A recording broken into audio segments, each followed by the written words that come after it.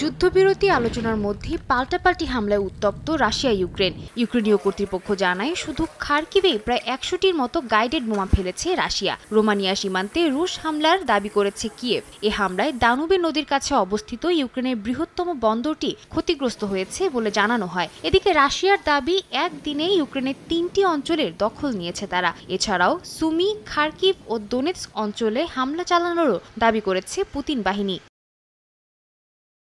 এই পরিস্থিতিতে বার্লিনে উচ্চ পর্যায়ের বৈঠকে বসেন ইউক্রেনের পররাষ্ট্রমন্ত্রী দিমিত্র কুলেবা এবং তুরস্কের পররাষ্ট্রমন্ত্রী হাকান ফিদান। যুদ্ধবিরতি, ইউক্রেনের নিরাপত্তা এবং কৃষ্ণ সাগরীয় শস্য রফতানি চুক্তি পুনরায় চালুর বিষয়টি গুরুত্ব পায় আলোচনায়। আবারও একটি নিরপেক্ষ মধ্যস্থতাকারী হিসেবে ভূমিকা রাখতে আগ্রহী বলে জানায় তুরস্ক।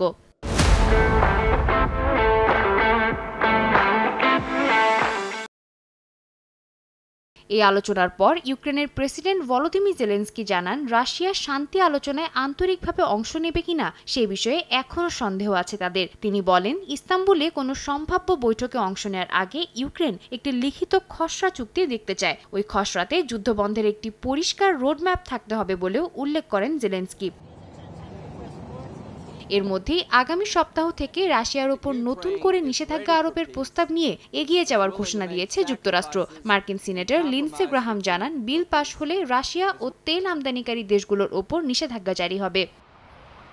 সাদিয়া তাসনিম, সময় সংবাদ।